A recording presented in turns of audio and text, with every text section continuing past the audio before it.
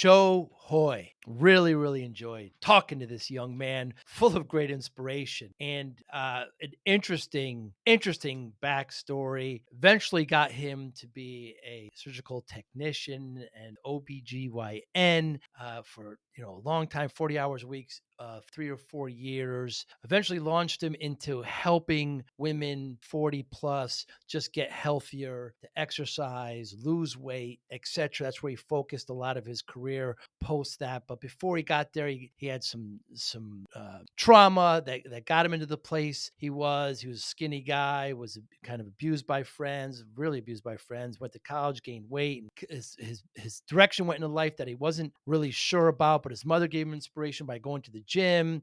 But here he is now, Joe Hoye, helping a lot of women now in the 30 to 40 plus, and some men just get healthier. He had, these great challenges that eventually moved to one-on-one, but we talk about, being healthy versus losing weight. How do they relate? Just the badness of diets and the term diets and how temporary they are, nutrition and supplements. He's got such a unique perspective. Like I say, he's a young man of in his 30s, but a full entrepreneurial spirit as he owns restaurants and nutrition brands, etc. But really inspiring young man. Really enjoyed my conversation with Joe. Thanks for listening. Thanks. Hi, I'm Joey Pinz, and here's my 45-second introduction. After starting my business in the 90s, I started developing poor habits of eating in my diet because I was working way too much. Before you know it, I found myself 340 pounds. The doctor told me if I don't lose the weight, I'm not going to see my daughter graduate. Took the next 7 months, lost 130 pounds. People think there's some secret. Ask me, how'd you lose that weight? Like there's some secret. There is no secret. How'd I lose the weight? Just one word: discipline. I've had other successes in life, and I attribute them all to discipline. Now, I'm not the king of discipline, but I believe that it can help all of us. Friends, colleagues convinced me to start a podcast. The podcast mission: how do we better ourselves and society? I talk to interesting people in health, fitness, sport, wellness, business, technology, science, art, and culture. And I eventually ask them how discipline plays a role in their life. Podcast vision: growth through learning from others. Joe Hoye, thank you so much for your time today. Very excited to talk to you. So does somebody need to get healthy before they can lose weight? I'd prefer it, right? And I guess we should probably define that, right? Because I'll have some people come back, well, you know what, Joe, and this is clients I'm talking about, like, Joe, I'm really sick. I don't think I can focus on my weight loss this week. And I'll say, good, I don't want you to. Like, I want you to focus on getting yourself back to 100% health. And then we can focus on the nice things in life of like losing weight, right? But first, let's make sure you're 100%, you can just survive. But if somebody, let's say somebody has diabetes, we should probably focus on weight loss and health at the same time, right? Because we know that as you lose weight, you're going to get closer to getting rid of your diabetes. So I don't think it's a black or white statement. Do you want to connect with business leaders and engage consumers who take action? The Joey Pinz podcast delivers high-impact conversations to an audience of decision makers, entrepreneurs, and professionals across multiple industries. A fast-growing audience of highly engaged listeners, both B2B and B2C. Millions of listens and views across YouTube, Apple Podcasts, and Spotify. Brands that sponsor us see real engagement, conversations, and brand loyalty. Whether you're looking to sell a service, promote a product, or establish thought leadership, our sponsorships offer premium ad placements, exclusive episode sponsorships, full season branding, and event partnerships. Don't just advertise, become part of the conversation. Visit us at joeypinz.com/sponsor to get started, or email us at sales@joeypinz.com. Joey Pinz Podcast, where thought leaders, brands connect. Can somebody be obese and be healthy? I don't think so. No. I mean, I'm all for body positivity to an extent, right? I think that people should love themselves at all times, because I think that every single person has something special about them. But at the same time, body positivity has been pushed so far out of the realm of logic, in my opinion, that we need to really reel it in. Like, yes, love yourself, be happy with yourself, but at the same time, also be open to self-improvement. And one way that you can improve yourself is by getting healthier. Yeah, the body positivity issue is an interesting one. It's good that they're mentally positive about their body. That helps because there's Hmm. some people who go into depression and then it's hard. You got to work yourself out of that to get healthy. But that's certainly the case there. Can you work out a or overwork out with a bad diet? Um, Again, black or white statements. I'm going to say most of the time, no, right? Like if you're working out 7 days a week, but you're just eating Twinkies, breakfast, lunch, and dinner, Right. it's probably time to reevaluate where your priorities and focus is. But at the same time, you can be very active, eat 80% clean, and the rest of the time have 20% crap and probably be okay. So I think there's levels to it. But I mean, if you're just eating crap all day long, then you need to reprioritize because your nutrition is going to get you a whole lot further than your exercise. Certainly is. I play tennis, I play golf with some guys, and I Nice. they're active, but why can't I lose weight? Yeah. And So you're talking about the golfers here, and I'm a big golfer too. And yeah, it's funny, like, especially the guys that play 18 holes, ride in a cart, swing their club, and drink beers every single hole. right, It's like, hey, right. I wonder why.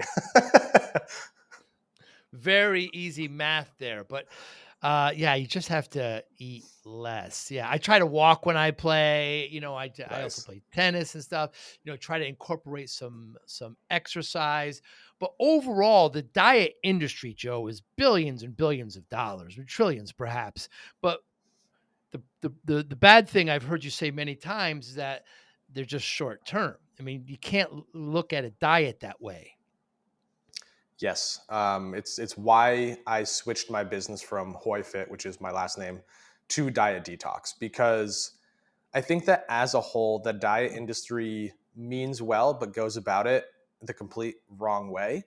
Right. And I think that some of the really big companies in there, they probably started out meaning well, and at some point there became the switch of like, hey, we have this massive opportunity to help the same person 10 times over again, and that's going to make us healthier as a business rather than the person healthier as a Mm. person.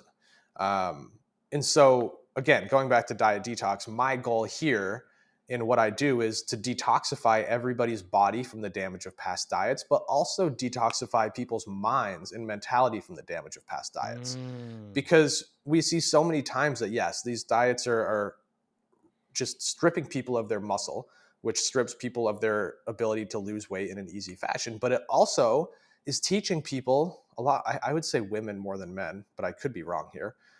Teaching people at a young age that, hey, you got to eat really small amounts of food. And if not, you're doing something wrong and eating lots of Mm. food is bad, which, in my opinion, is complete BS. Yeah, I see this sometimes. I heard you talk about it where, women come to you and they're only eating, 700, calories a day. I mean, that's my Crazy. goodness. Yeah, that's so you work with women 40 plus. Now, if somebody's, hearing this for the first time, they see you a young man and, why would you work with women 40 plus? You have an incredible story where you were a surgical technologist. You were 3 or 4 years, you were with the OBGYN 40 hours a week and you got immersed. Whether you liked it or not, the story is a great story where they kind of push you in there. Please share it with us. But it gives you an extraordinary background to work with women. Yeah. So here's the elephant in the room for everybody listening. It's very true that up until probably 3 months ago, the only person I would work with was a woman 40, 50, 60 or older.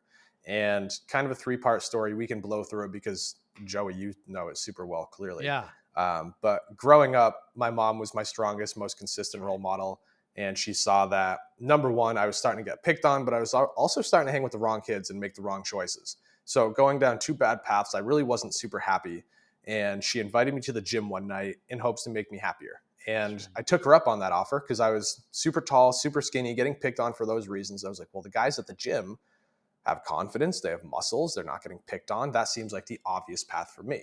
Hmm. And all the way from 13 to 18 in high school, working out didn't change my body hardly at all.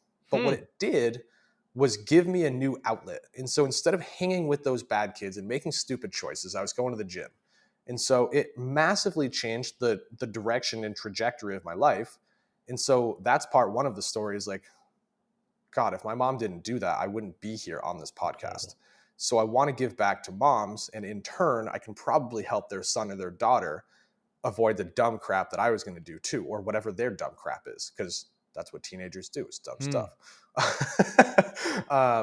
And so then I graduate high school. I start pursuing a career in surgery. And because of that, I'm taking courses in anatomy, physiology, kinesiology, nutrition, start understanding what the body needs to create change. And I start applying that to myself. But at the same time, I start partying and drinking alcohol. Yeah. And in the span of about a year, I go from 5'11", 145 pounds up to 5'11", 225. So Wow. I gained 80 pounds in a year. And now I have a new problem. Still not Yeah. confident, still 5'11". I'm just not skinny. Now I'm fat. And so it's like, Hmm. well, crap, I still don't like this. So cut the partying, dial in everything I know to be true about creating change, finally step into the body I like. And when I step into the body I like, I create the mind I like and the outcome I want. And people start to notice, they're like, Joe, we saw you when you were skinny. We saw you when you were overweight. You never looked us in the eye. You were a little bit awkward because you weren't Hmm. confident. And now I don't even know you. Like, you're looking me in the eye. You're funny. You're outgoing. I love hanging around you. What did you do? And enough people asked to where I started to think like, wow, I may have something here.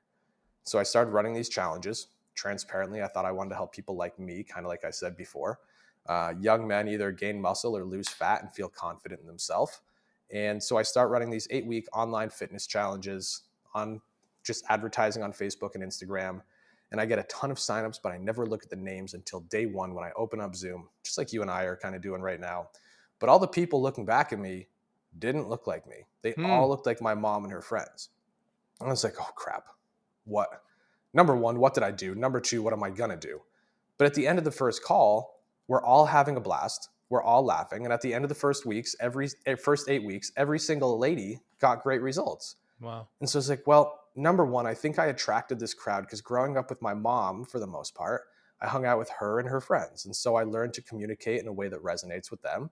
And number two, I don't care if this is what I thought I didn't want. I do want this because I Hmm. love these ladies. It's fun. And I just created results. So let's go.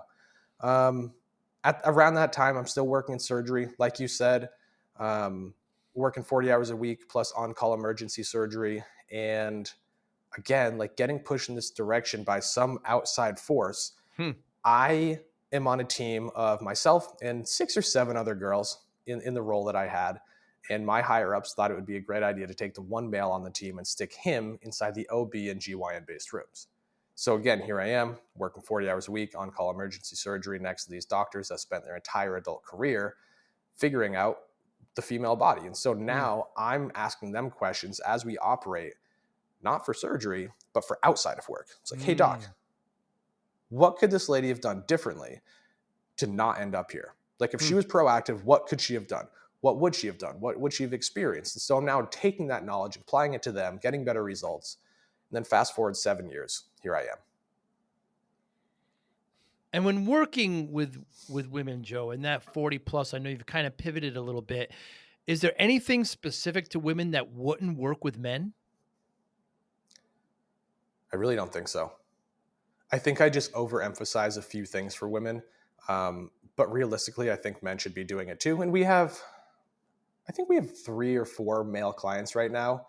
And ultimately, they're doing the same foundational things, right? Yes, they're probably eating more food because usually they're bigger, Hmm. and they naturally have more muscle mass. And so that's going to equate to more food. But if we look at everything from a very simple point of view, a lot of the things are the same. And I think that, you know what, this is a good point, Joey. I think that's actually why women get tripped up, Hmm. because men and women, a lot of the time, and here come the pitchforks, need to do a lot of the same things. Like, women Right. should be in the gym, specifically you ladies over 40, should be in the gym, strength training hard and heavy. Hmm. And I think that that's a misconception where they think, no, I shouldn't be because I'm going to get too big, I'm going to get too bulky.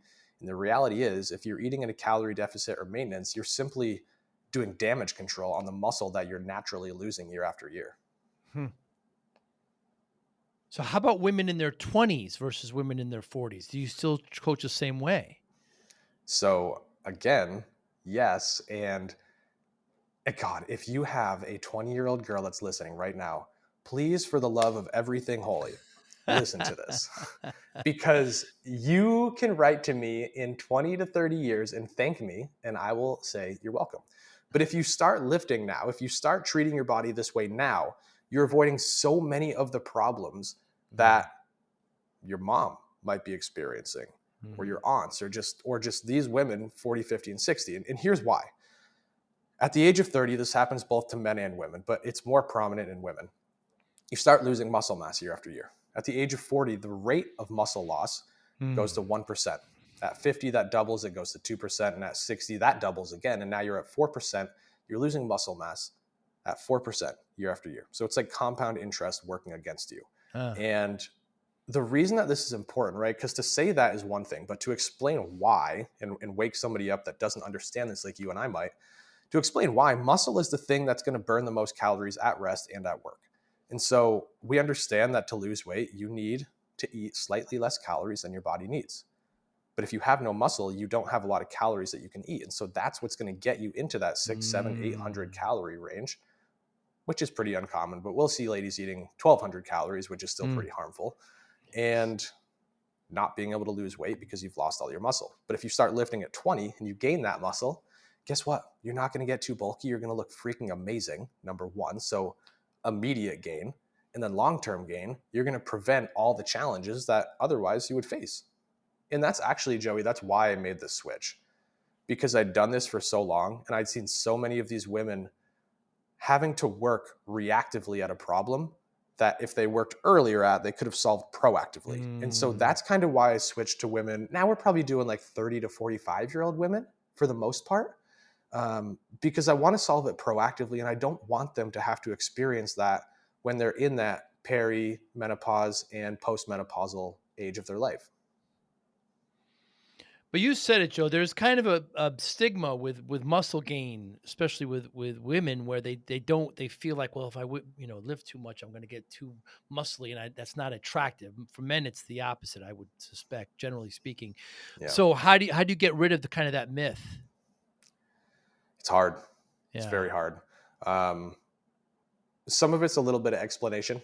Look, if you're going to gain muscle, you have to lift hard, follow progressive overload, which I'm happy to explain. But also at the same time, you need to eat more calories than your body needs. And you're here coming to me wanting to lose weight. And so we're never going to put you in a calorie surplus. And so Mm, I don't care how hard you lift. Scientifically, your body's just not going to add crazy amounts of muscle. All right. you're doing right now is signaling from your body to your brain and back to your body, hey, we're working out, we need to keep this muscle. And so if we're going to lose anything on our body, it can't be the muscle, it's got to be the fat. And so that's it. Just explaining that is pretty helpful. And then after that, honestly, it just takes some time. It's like, hey, you saw the results of our clients. That's why you came Mm, in. You said you wanted that outcome. And so if you want that outcome, you got to do the same thing they did. Give me a month and I'll show you that this is true. hmm. They give me a month, they see the results. And real quick, before anybody gets ahead of themselves, you're not going to reach your goal in a month. We're not the quick result people. You're going to see some results in a month, but you're going to be at your end goal 6, 9, 12, 15 months from now. Yeah, it's interesting about weight loss. I've had my troubles with it too, but many look at it as a finishing line. Okay, I lost that weight now. Now I can continue, go back to the way I was when you've got to make lifelong changes. You mentioned progressive overload. What's Yeah, that? absolutely. So it's just a law that people kind of need to follow, or a rule people need to follow in the gym when you're strength training, right? Because if you go in the gym every day and you do the same thing every time, your body gets used to it. It's going to adapt. You're not going to create change. And the whole reason that somebody's listening to this podcast or doing these things is because they want to create change. And Hmm. so what happens is there's, I believe, five. Let's see if I'm right when I list these out. But five laws of progressive overload we want to follow. It's not all at once. You really want to do one at a time per exercise. And what it is we understand that if we're doing strength training, let's just say we're doing a bicep curl to keep it simple. We have the number of sets we're doing. We have the number of reps we're doing, so repetitions. And then for, let's say we're doing 5 repetitions 5 times. If we do it 5 times, that's a set. So 5 reps, 5 sets, we do 15 pounds per arm, and that's it. So we Hmm. can either aim to increase our sets, we can aim to increase our reps, we can aim to increase the weight we used, We can aim to increase the time under tension, right? And so that means if it takes us 1 second to curl up and then 1 second to curl down, if we double that, right? If we go 2 seconds up and 2 seconds down, well, now you're increasing the amount of time that that muscle is working. And so you're Hmm. creating more micro tears. And the same thing's true for increasing your sets, reps, or weight. You create more micro tears. And by doing that, your body needs to rebuild those. But if you're doing things right, guess what happens? You don't just rebuild to what you were, you rebuild just a little bit better than you were before. Hmm. And by doing that consistently over a long period of time, that's how we get the result you want, because you keep getting a little bit better every single day. Hmm. Incremental change. How about talk to me, do you like sometimes we can't go to the gym, we're traveling, whatever it may be, but how about just, body weight resistance, body weight work? I love it. And I mean, gosh, you can get really advanced in that. My wife's actually getting into it in a big way. She has a lot of muscle, talking about women with muscle. But I love it. I love it for beginner people. I love it for advanced people. And a lot of times it's a great place to start, because men and women, but a lot of women are afraid to go in the weight room or the gym Right. because they're afraid they're going to look silly. They don't know what they're doing. Intimidated. Somebody's going to look Yeah. at them and judge them.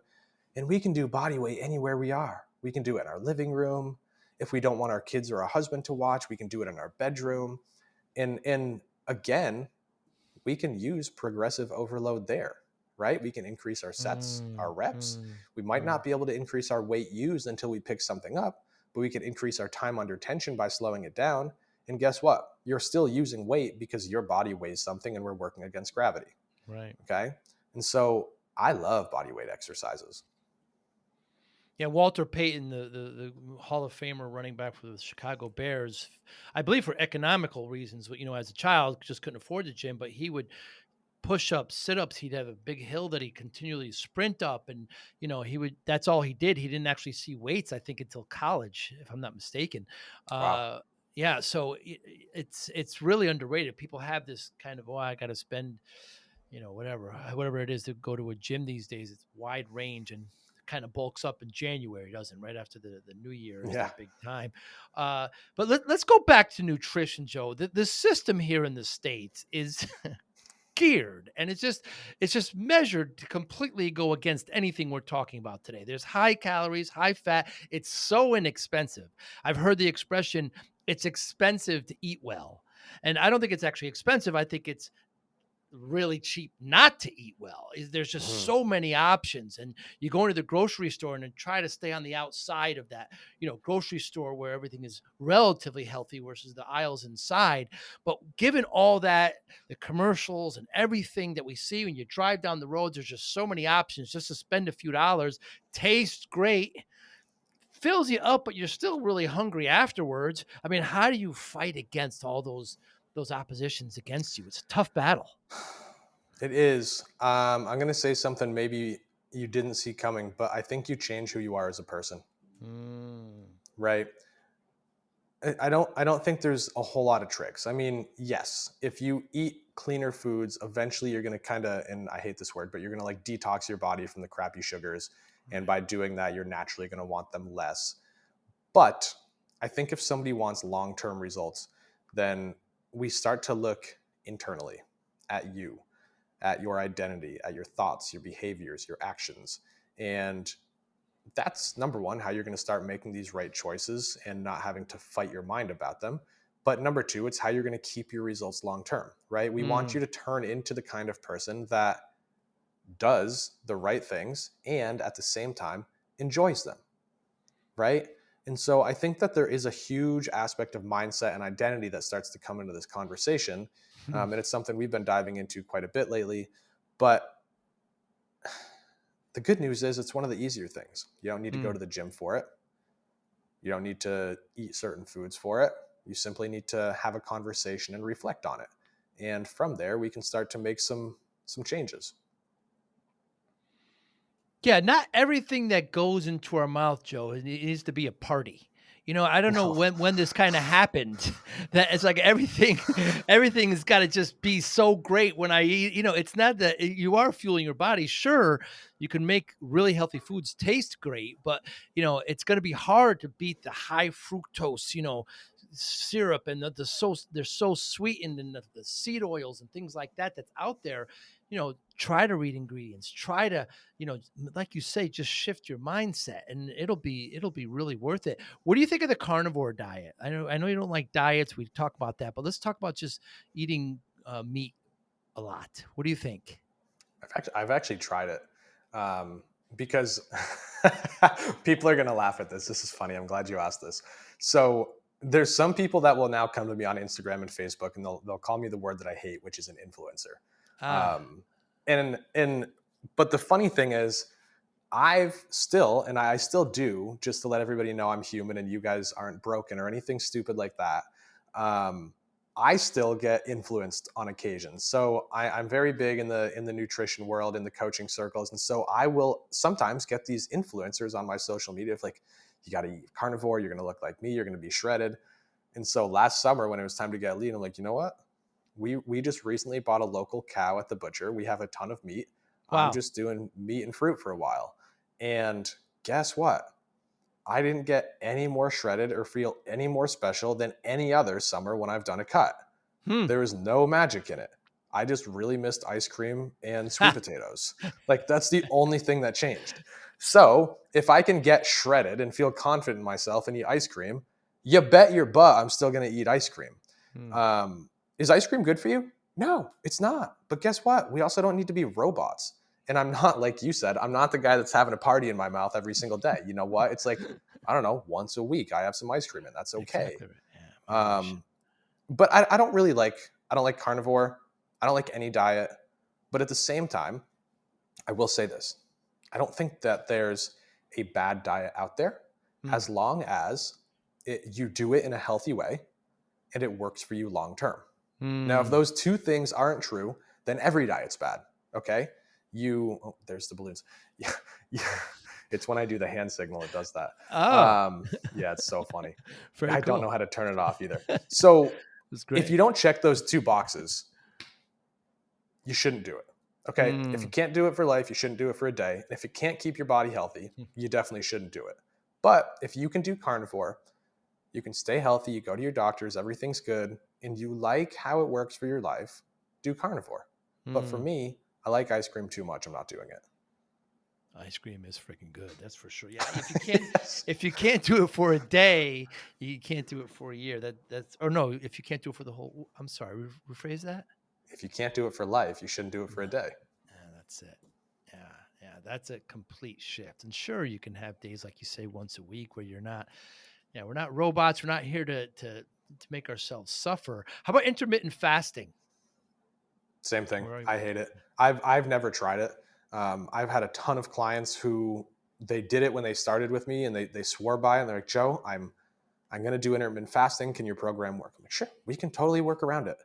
And I don't know, 2 weeks in, 2 months in, 1 year in, whatever you call it, something happens and they fall off, and then they're like, I just can't do it. I want to go back to normal. And so Mm, then we get rid of the eating window and the non-eating window, and they can eat the second they wake up to the minute they go to bed. And they're like, wow, this is nice. I'm like, yeah, yes, it is. And guess what? You're still seeing results, aren't you? And again, mm. nothing changes. Um, is there some, and for lack of a better word, I'm going to say this, is there some magic that happens if you fast for 24 48 hours once in a while? Maybe. I don't know. I'm not the guy to have that conversation. I don't really care, because again, I don't think it's super sustainable. um, but maybe there is. But Hmm. 8 to 16 hour fasting windows just seems silly to me. Your brand deserves to be in front of the right audience decision makers, entrepreneurs, and professionals who are ready to take action. That's exactly who listens to the Joey Pinz podcast. Thousands of engaged business leaders and consumers tune in every week. Millions of views and listens across YouTube, Apple Podcasts, and Spotify. Sponsors see real impact, higher engagement, brand trust, and conversations. We offer strategic partnerships tailored to your goals, including targeted ad placements, branded guest appearances, multi-episode and event sponsorships. Make your brand part of the conversation. Let's grow together. Visit joeypinz.com/sponsor to explore sponsorship opportunities, or email us at sales@joeypinz.com. The Joey Pinz Podcast, where brands and thought leaders connect. Well, at night you are fasting when you go to sleep. Fasting for 8 hours. That's why they call it breakfast, because you're breaking the fast. So yeah, Mhm. so there is some. Uh, why is it dangerous to look at the scale every day? Two reasons. Scale doesn't tell the whole picture, right? Even if you're one of those people that ordered a body composition scale off Amazon, they're wildly inaccurate and they're just lying to Mm, you every day. are they really? So, yeah, I mean, yeah, unless you get like a DEXA scan or an InBody or something like that, and you've done it fasted without eating or drinking anything, you're Mm, not getting an accurate picture, and that's off like a $3, $5, or $10,000 machine. So imagine what happens when you buy an $80 scale off mm, Amazon that tells you your body composition. It's not going to work. Number two, for a lot of people, they tie so much value to the scale that if they weigh every day, we understand that, or I understand and you understand, that our body fluctuates daily. mm, Like if you mm, jump on in the morning and you jump on at night, there's probably a 5 or 6 pound gain, and that's normal. And sometimes that gain doesn't go away the next morning. And so now you have a 2 pound gain across 24 hours, and you blame the half a cookie you ate in the break room. You're like, well, shit, this program doesn't work. I need to quit. I'm a failure. I'm broken. And so, again, like it's just going to mess with people's minds for the most part. I would say that if it doesn't mess with your mind, the only right way to weigh every day is to jump on the scale in the morning after going to the bathroom, before eating everything, and simply keep a log Monday through Sunday of your weight. And at the end on Sunday, add those days up, find the average, and then that's your average mm, weekly weight. And then do mm. that every week. And so now you can get a better picture.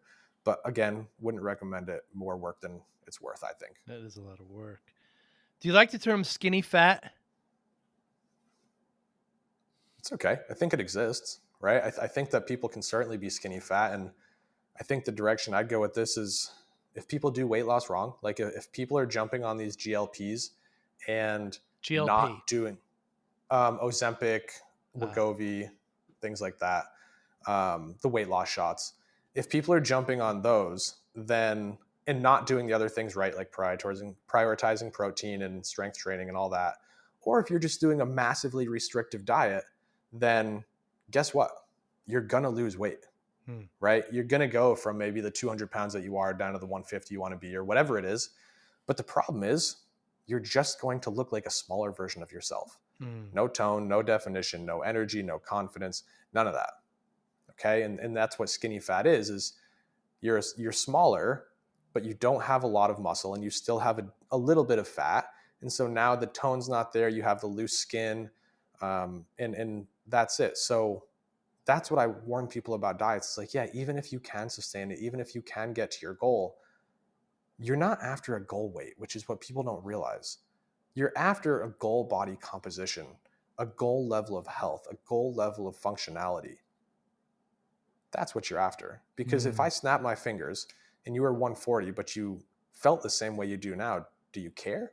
Yes Hmm. or no? And most people say no. I want to feel better too. Now those shots, they're just appetite suppressants. So they end up just eating less. So they're reducing their calories. Is all really what's happening there, correct? But it's also doing bad things to their body and etc. But ultimately, it's just a appetite suppressant, You know, correct? from my understanding. I haven't done a ton of research on them. I have a very macro level understanding of it. But yeah, for the most part, and even if I'm wrong, guess what they're not giving you is habits and lifestyle, Mm. right? So, regardless of what they do to make it so you eat less food, right? I understand that they slow gastric emptying, they curb your appetite massively. Regardless of what they do, they're not giving you habits. And so, as soon as you stop those, your body goes back to feeling how it always Mm. has, and you've Mm. had the habits that you've always had, and the combination of those two things got you what you've always had. And so in order to change what you've always had, you need to change more than just giving yourself some exogenous shot. You need Mm. to change, again, your identity, who you are, your thoughts, behaviors, and actions. Well, it was only a matter of time, Joe, here in the States before they came up with something like this and everybody would kind of adopt to it. I mean, there's something called Ozempic face, I guess. I guess when you lose that much weight, Hmm. you can kind of tell in the face, but sometimes people just don't want to do kind of lifelong changes and the hard work. Tough And luck. they'll sacrifice, their health and their bowel movements, etc., to do so. Yeah, you're right. I mean, we've opened Pandora's box, Hmm. right? As soon as somebody found out that this diabetes drug, hey, also helps me massively lose weight because I'm not Right. hungry, Right. like that is the quick fix that everybody's been looking for years, right? And I think that a lot of your listeners might understand this that have wanted to lose weight because we're always searching for that next quick fix or that next secret that everyone knows that I don't. But guess what? If there was a secret, we'd already know about it. And now we all know about it. It's the GLPs, it's Ozempic, it's Pandora's box, and there's no going back. And so what my thought is on this is since we've opened Pandora's box, my job and every other coach's job is to educate the masses on the right way to do things. Because again, I think we all started this because we care about people and we care about their outcomes and we want to see them be the best version of themselves they can be. And Mm. so if you can't beat them, join them, but join them by doing the right things and teaching them the right habits and the right way to do things so that while they're on Ozempic, they're also going to end up at their true dream result. Even if they don't know what that is, we do. Mm. Joe, talk to me about supplements. I heard you talk specifically about vitamin D, how important that is. Yeah.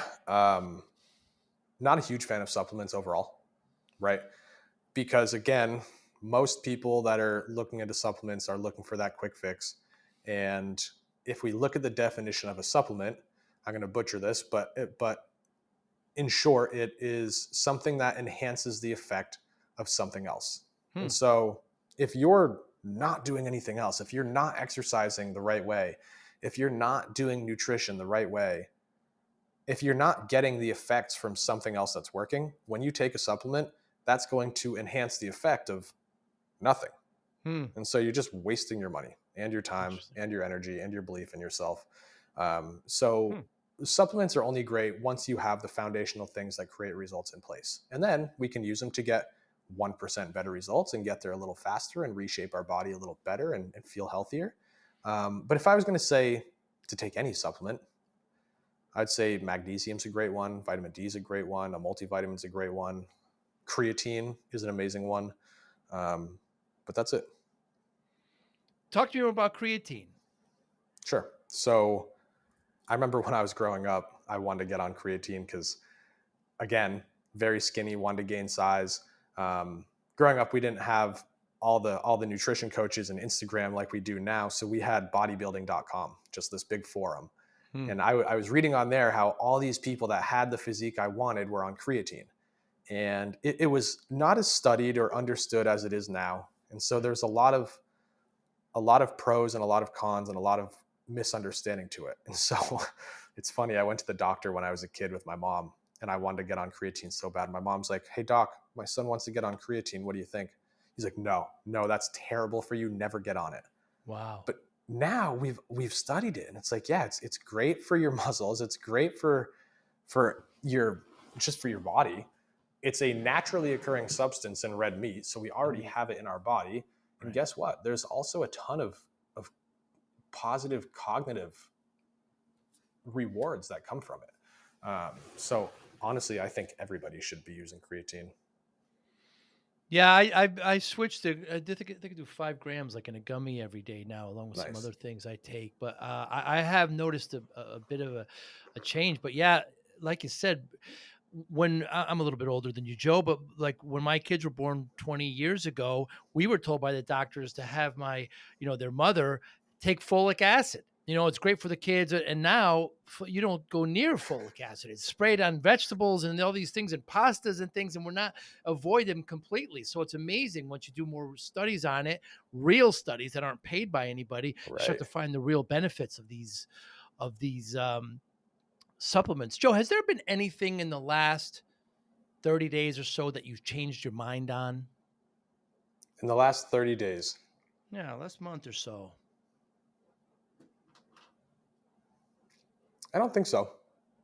Maybe not in 30 days. Maybe in the last quarter. So 3 months.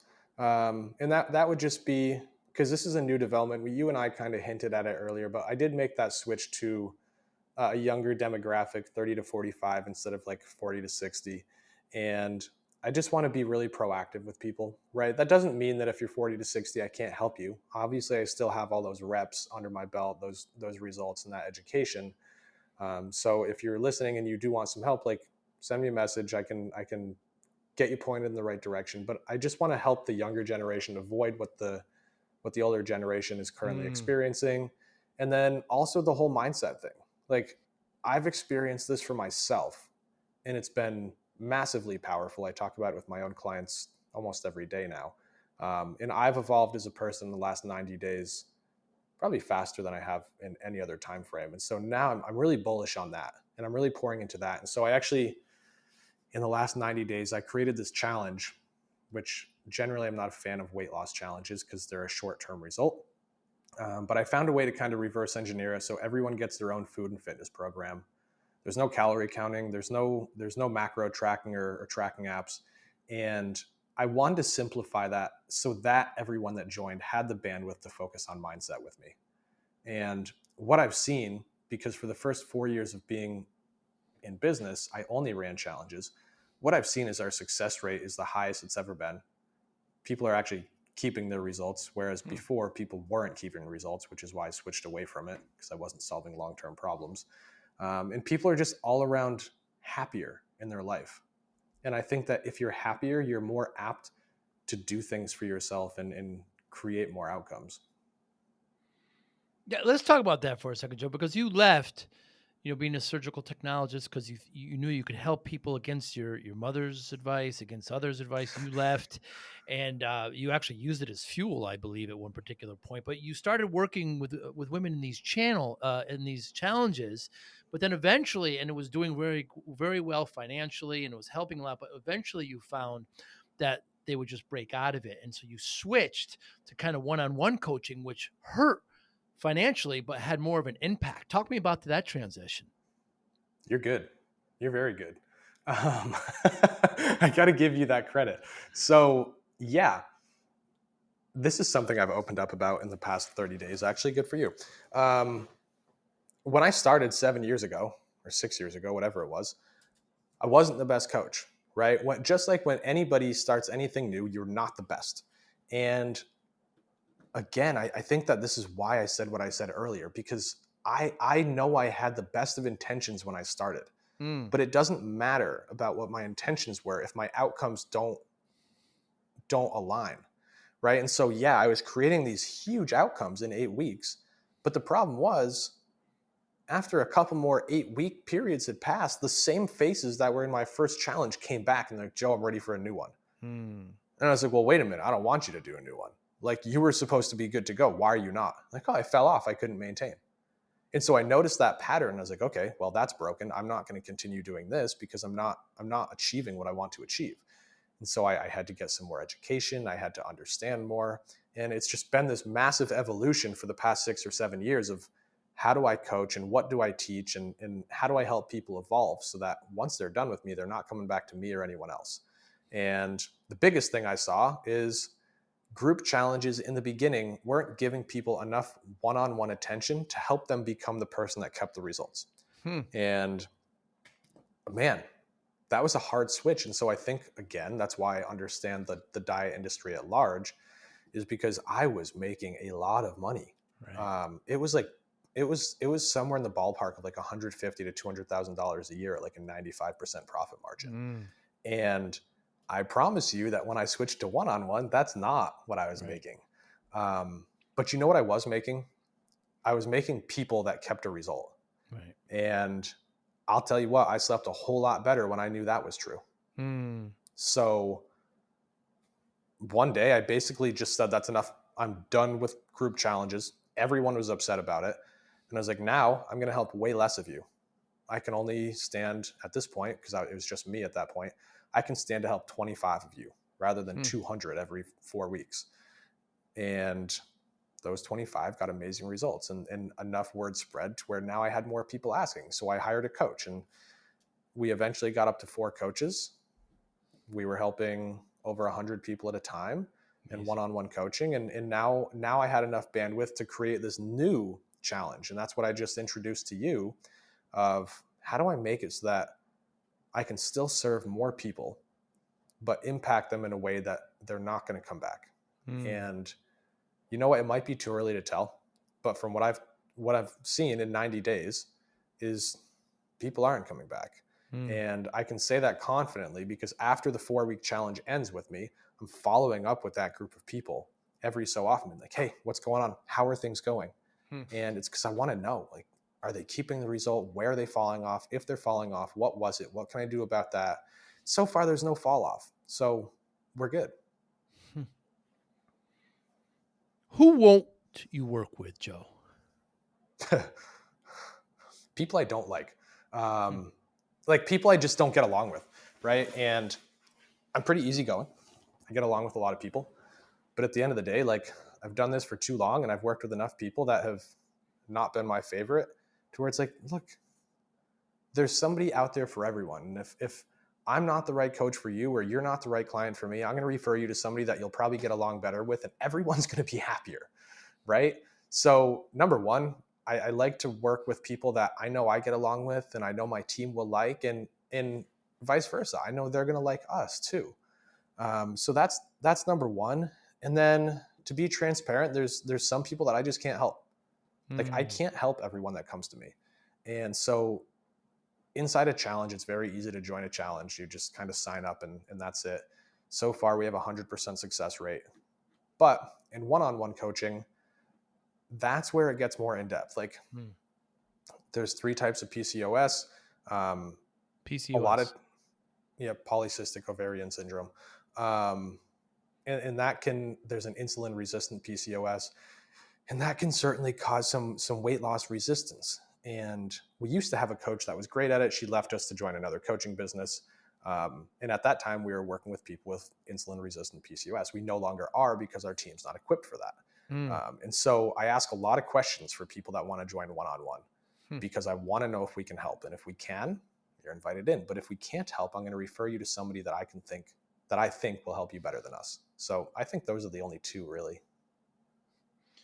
Joe, we have similar paths in that. So, you were, you went to college and you found the great world of alcohol and partying, and you gained a lot of weight, 80 pounds. So I started my business in the 90s, and I was working 14, 16-hour days. Wasn't really drinking, but I was eating a lot of pizza at night, ordering a Mhm. lot of takeout at night.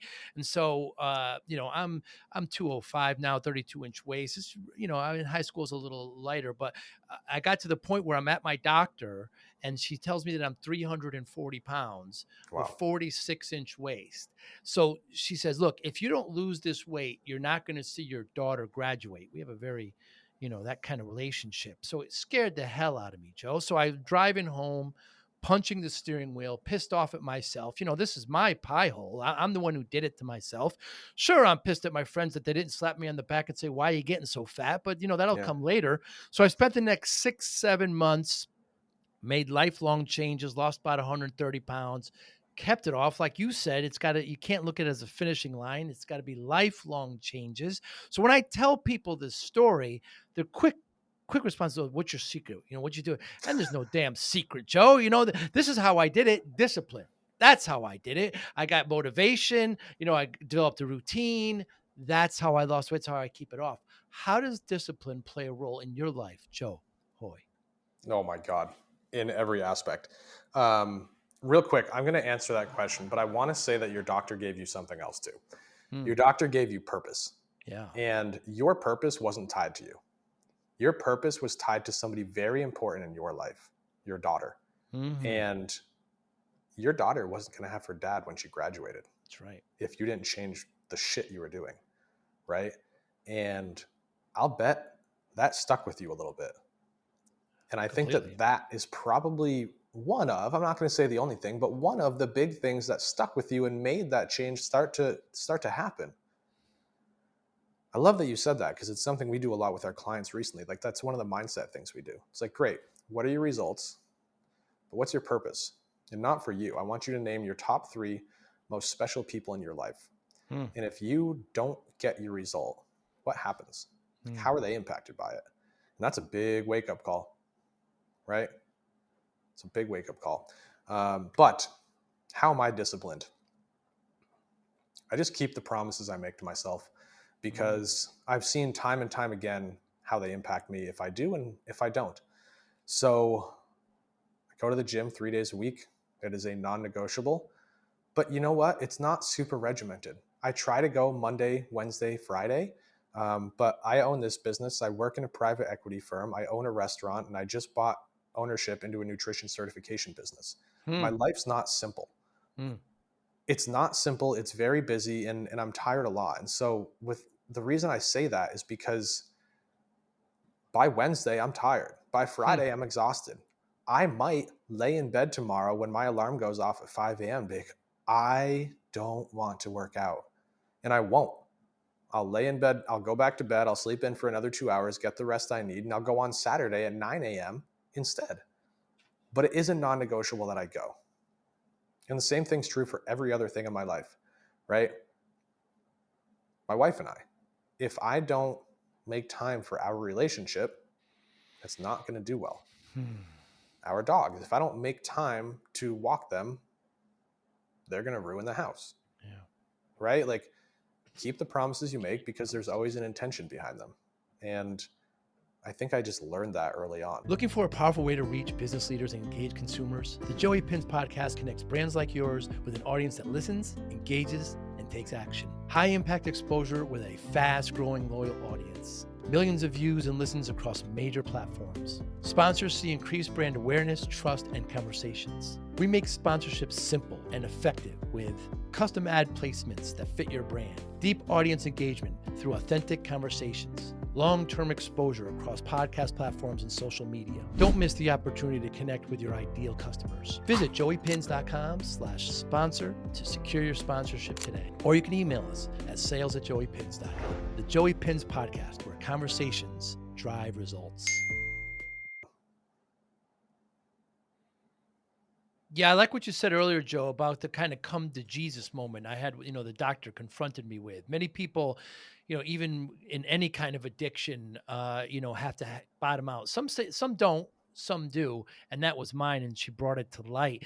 Keeping promises is very interesting point. Like, so do you have others or somebody or something or some device application keep you accountable?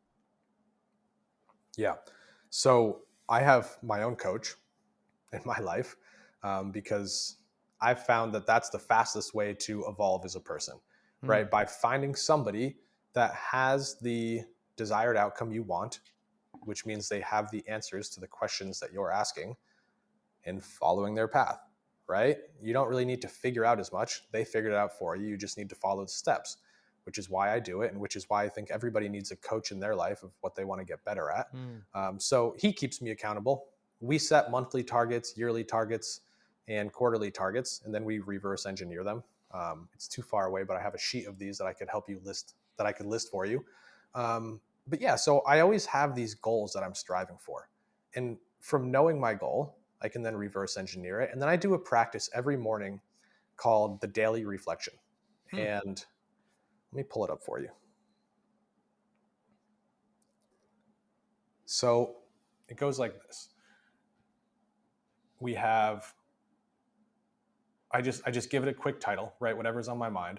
And then I sit with myself for about 5 minutes and I just look inside and I look at my thoughts. Hmm. Whatever subconscious thoughts are showing up the most is what I write about. So Hmm. the first prompt I have is, what is the story you're telling yourself about your thoughts or your reflection?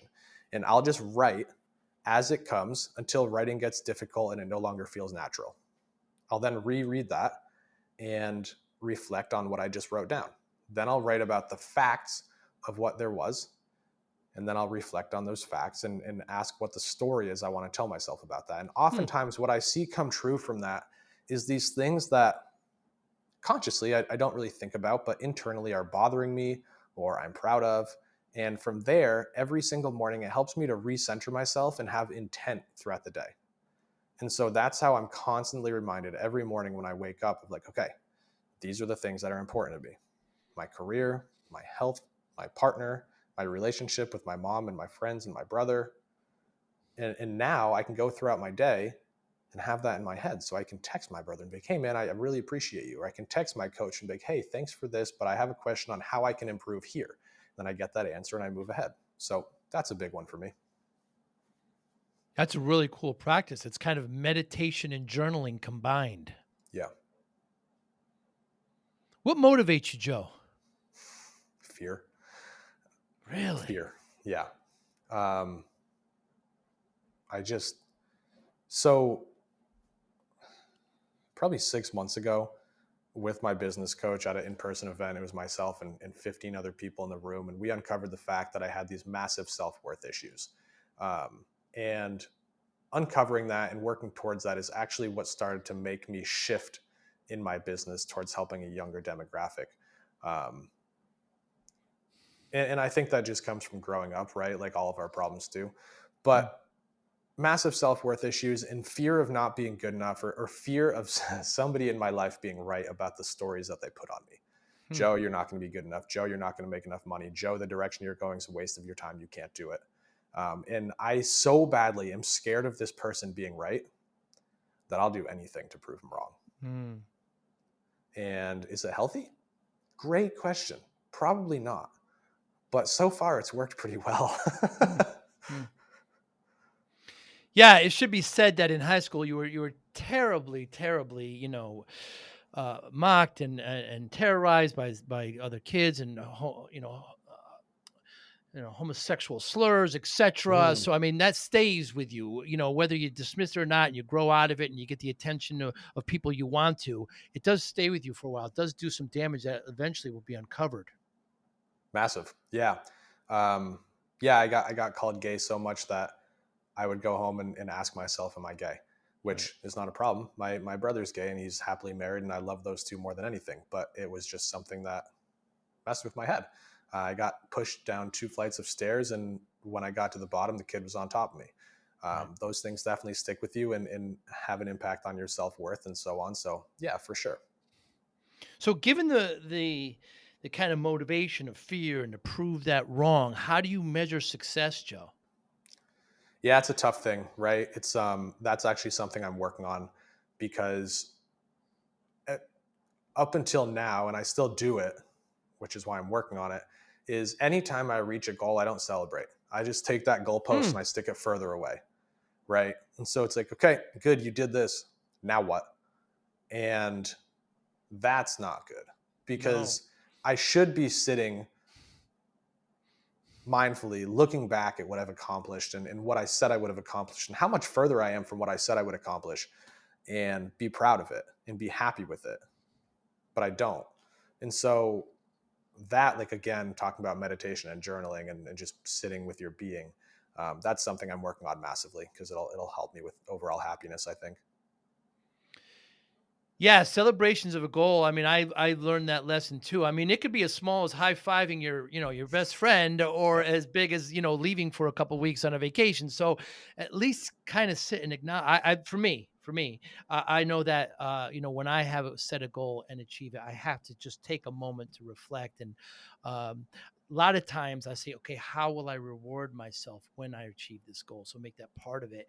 But yeah, it's a very interesting twist that it's not for everyone, but people should evaluate. You're there in Vermont. I'm from southern New England myself. I'm from New Haven. Does geography? I know one podcast mentioned they were in a warm climate, and the climate really doesn't matter when exercise comes into play. But does that reach any challenges? Just kind of being in that geography? I don't think so. Why would I it used to be? tell myself stories about why it would, right? But it was just limiting beliefs and giving myself permission to not be as good as I wanted to be. Mm. But in reality, no, not at all. Yeah, why would it be? Well, Joe, I love what you're doing. You're a young man. You achieve very, very great goals, and it's very inspiring, man. I've been dying to talk to you. I love what you're doing.